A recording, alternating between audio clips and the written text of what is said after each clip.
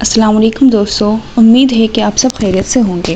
تو آج ہم حورین زاویار کا ایپیسوڈ 2 پڑھنے جا رہے ہیں۔ امید ہے کہ آپ کو پسند آئے گا۔ تو چلیے شروع کرتے ہیں۔ شام ڈھل رہی تھی۔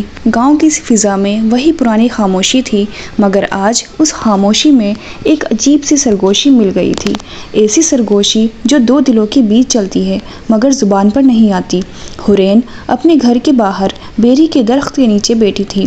ہوا چل رہی تھی مگر اس کے دل میں جیسے ہوا ٹھہر گئی تھی۔ وہ سوچے جا رہی تھی، کیا واقعی زاویار نے مجھے دیکھا تھا یا میں ہی وہم میں مبتلا ہوں؟ وہ سردار ہے، میرے بارے میں سوچے گا کیوں، اور میں کیوں سوچ رہی ہوں اس کے بارے میں؟ اس نے آنکھیں بند کی اور وہی صبح والا لمحہ بجلی کی طرح ذہن میں آیا۔ کتاب گرنا، انگلیوں کا ٹکرانا اور زاویار کا آہستہ سے کہنا، احتیاط کیا کرو۔ اس جملے میں جو نرمی تھی وہ صرف ایک سردار کی نصیحت نہیں تھی، وہ کچھ اور تھا، ایسا کچھ جو حورین کے اندر ہلچل مچا رہا تھا۔ ایزل ہاتھ میں 2 چائے کے کپ لیے آئی۔ دور بیٹھ کر رومانی ناول پڑھ رہی ہو کیا؟ اس نے ہنستے ہوئے چائے تھمائی۔ حورین نے ماتھا سکوڑا، بس بیٹھے بیٹھے سوچ رہی تھی۔ ایزل نے فوراً بات کاٹی، سوچنا اچھی چیز ہے، لیکن اگر سوچ کا مرکز زاویار ہو تو پھر کسی حد تک خطرناک بھی ہے اور خوبصورت بھی۔ حورین نے حیرت سے اس کی طرف دیکھا۔ تم بے وقوف ہو۔ ایزل نے چائے کا گہرا گھونٹ لیا۔ ہاں بے وقوف، مگر سچ بولتی ہوں۔ تمہارے اندر کچھ شروع ہوا ہے حورین، اور ڈر مت، یہی تو محبت کی شروعات ہوتی ہے۔ بہت پہلے عجیب لگتا ہے، پھر ضروری بن جاتا ہے۔ حورین نے نظریں جھکا لی۔ ایزل کی باتوں میں سچائی کی چبھن تھی، مگر میٹھے درد کی طرح۔ زاویار نے آج اپنے کمرے میں زیادہ دیر تک اکیلے بیٹھ کر سوچا۔ وہ سخت آدمی تھا، ایسا نہیں جسے کوئی لڑکی پسند آ جائے اور وہ بیٹھ کر مسکرائے، مگر آج دل کے اندر ایک خاموش لہر اٹھی تھی، جیسے کسی عورت کی نرم آواز پتھر کے دل والے سردار کے اندر نرم جگہ تلاش کر رہی ہو۔ اذلان اندر آیا تو اسے دیکھتے ہی جان گیا۔ او ہیرو، یہ وہ چہرہ ہے جو میں نے کبھی نہیں دیکھا۔ کیا بات ہے، آج پھر وہی؟ زاویار نے غصے سے کہا۔ اذلان، دوبارہ وہ بات مت کرنا۔ اذلان نے اسے پریشان کرتے ہوئے بولا، بھائی، محبت سے بھاگنے والے آخر کار محبت کے پاگل بن جاتے ہیں، ابھی سے بتا رہا ہوں۔ زاویار نے ہاتھ مٹھی میں بھیجا۔ یہ غصہ نہیں تھا، یہ بے بس دل کی چیخ تھی۔ میں سردار ہوں، محبت کی نہیں، ذمہ داری کی بات کرتا ہوں۔ وہ گھبرایا۔ اذلان نے دھیرے سے کہا، ایک بات بتاؤں؟ جو دل محبت سے ڈرتا ہے وہی دل سب سے زیادہ محبت کرنے والا ہوتا ہے، اور تم دل والے آدمی ہو زاویار۔ زاویار خاموش ہو گیا، کیونکہ دوست سچ بول رہا تھا، اور سچ سامنے آنے لگے تو بھاری محسوس ہوتا ہے۔ اگلے دن گاؤں میں ایک چھوٹا سا فیسٹیول تھا۔ ہر سال فصل کٹائی پر گاؤں والے چھوٹا سا جشن مناتے تھے۔ حورین اور ایزل بھی وہاں پہنچے۔ کھیتوں میں موسیقی، بچے چلا رہے تھے، عورتیں ہاتھوں پر مہندی لگا رہی تھیں۔ حورین نے اپنے دوپٹے کا پلو درست کیا اور ہلکے رنگ کا لباس پہنا ہوا تھا جو اس کی معصومیت میں اضافہ کر رہا تھا۔ اسی لمحے گاؤں کی دوسری طرف سے زاویار خانزادہ آیا۔ گاڑی کی رفتار ہلکی، چہرے پر سختی مگر آنکھوں میں خاموشی۔ جب اس نے ہجوم میں حورین کو دیکھا، اس کے قدم پہلی بار بغیر حکم کے رک گئے۔ دل نے آہستہ سے کہا، وہ یہی ہیں۔ اذلان نے فوراً اس کے چہرے کی تبدیلی کو بھانپ لیا۔ اچھا، یہ دیکھتے ہی جسم کا سسٹم جام کیوں ہو گیا سردار صاحب؟ زاویار نے اس کو کوہنی ماری۔ خاموش رہے، لوگوں کے بیچ بات مت کر۔ اذلان ہنسا۔ لگتا ہے دل نے پہلی بات کر لی ہے، اب زبان کو روکنے کا فائدہ نہیں۔ مگر زاویار اب اسے سن نہیں رہا تھا۔ اس کی نظریں حورین پر تھیں، صرف حورین پر۔ حورین نے بے اختیار سر اٹھایا اور زاویار کی نگاہ سے آنکھیں ٹکرائی۔ یہ پہلی بار تھا جب دونوں نے کھل کر ایک دوسرے کو دیکھا، نہ حادثاتی ٹکر، نہ اتفاق، بلکہ ایک چاہ کے ساتھ۔ زاویار ایک قدم بڑھا، پھر دوسرا، پھر تیسرا، اور حورین کے قریب آ کر رکا۔ آج فیسٹیول میں آئی ہو؟ زاویار نے دھیرے سے پوچھا۔ حورین نے جھجکتے ہوئے کہا، جی، ایزل کے ساتھ آئی ہوں۔ اچھا کیا، گاؤں کی خوشی سب کے لیے ہوتی ہے۔ ان لفظوں کی نرمی سردار کے لہجے میں نہیں تھی، ایک مرد کے لہجے میں تھی۔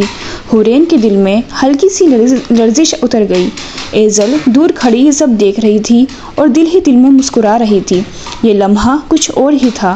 ان دونوں کے بیچ چند سیکنڈ کی خاموشی چھا گئی، مگر اس خاموشی میں ہزاروں باتیں تھیں۔ زاویار نے گہری سانس لی۔ ایسا لگ رہا تھا جیسے وہ کچھ کہنا چاہتا ہو مگر خود کو روک رہا ہو۔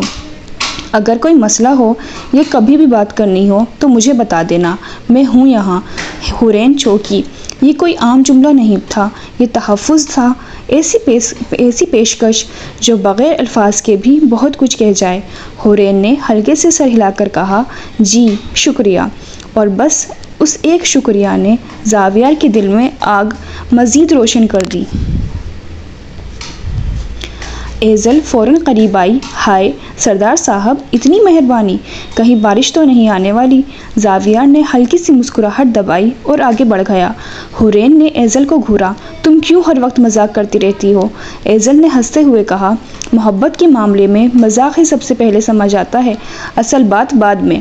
حورین نے دل تھام لیا کیونکہ اب وہ انکار نہیں کر سکتی تھی۔ زاویار کی موجودگی اس کے اندر گھر کر رہی تھی۔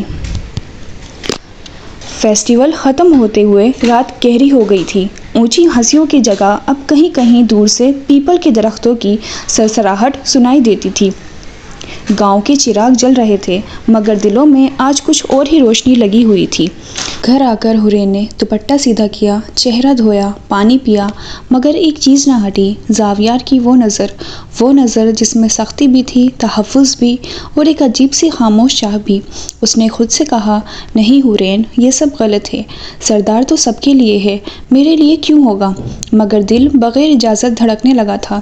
ایزل نے پورے راز سے چھیڑ کر اس کے دل کی الجھنوں کو مزید بڑھا دیا۔ سن، اس نے جو کہا تھا نا، میں ہوں یہاں، وہ سب کو نہیں کہتا، وہ جملہ خاص ہوتا ہے، اور یقین کر وہ خاص تو ہے۔ حورین نے دل پر ہاتھ رکھ لیا۔ یہ بات دل کو ہلانے والی تھی اور بے آرام بھی کرنے والی۔ اس رات زاویار چھت پر کھڑا آسمان کو دیکھ رہا تھا۔ اذلان پاس آ کر بیٹھ گیا۔ بتا، کیا سوچ رہا ہے؟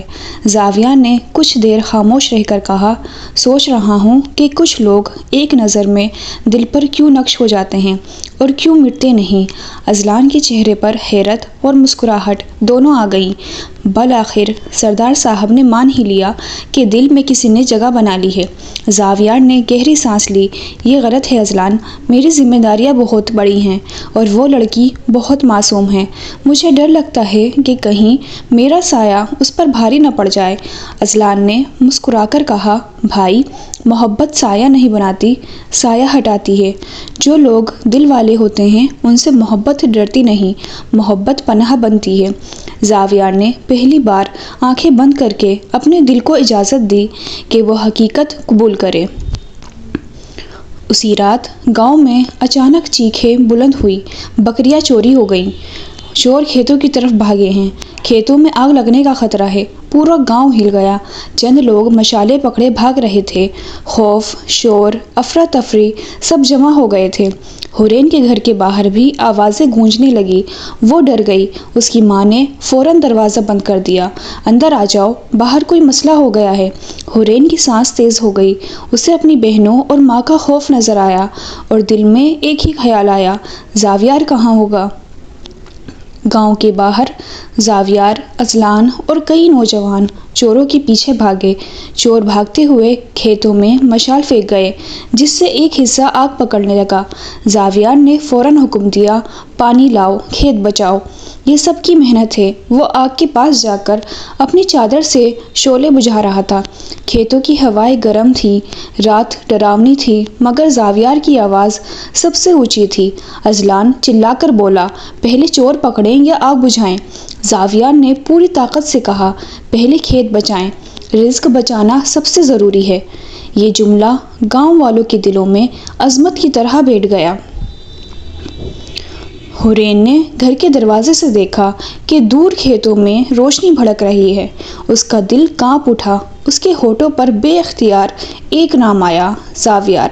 یہ وہ لمحہ تھا جب دل نے زبان سے پہلے فیصلہ دے دیا تھا۔ ایزل نے اس کی آنکھوں میں خوف دیکھ خوف دیکھ کہا، ڈرو نہیں، وہ ہے نا، سب سنبھال لے گا۔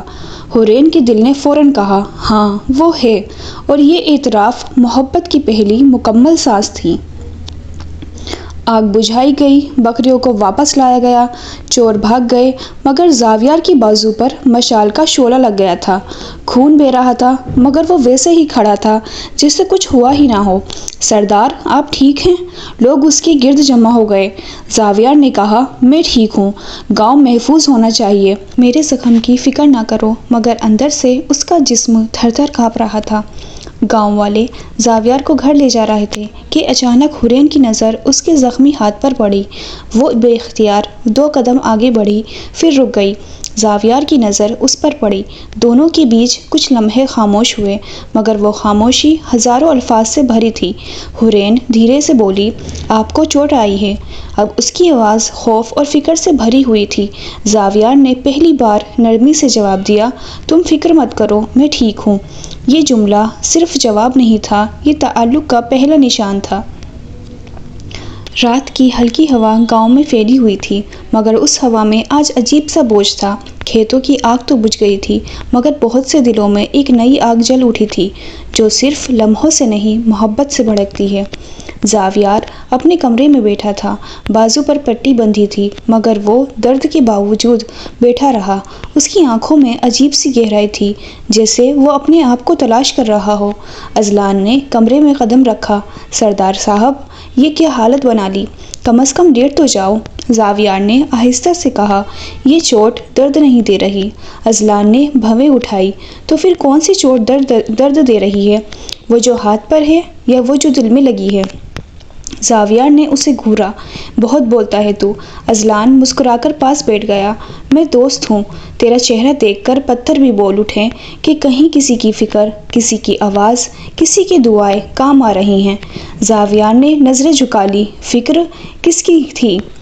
اذلان نے اس کی بات فوراً پکڑ لی، اوہ، تو آخر کار مان ہی گیا کہ کوئی ہے جو تیرے دل میں جگہ بنا رہی ہے۔ زاویار نے سر اٹھایا، میں نہیں جانتا یہ کیا ہے، مگر جب اس نے میرے زخم کو دیکھا تھا تو لگ رہا تھا جیسے میرے ہاتھ نہیں، اس کے دل پر چوٹ لگی ہو۔ یہ اعتراف زاویار خانزادہ جیسا آدمی کم ہی کرتا تھا۔ دوسری طرف حورین پوری رات سو نہ سکی۔ روز کی طرح آج اس نے چاند نہیں دیکھا، بلکہ کھڑکی سے اندھیرا دیکھتی رہی۔ اس کی ماں نے پوچھا، کیا ہوا بیٹا، نیند کیوں نہیں آئی؟ حورین نے دل پر ہاتھ رکھتے ہوئے کہا، اماں، کبھی کبھی کسی کی تکلیف اپنی کیوں لگنے لگتی ہے۔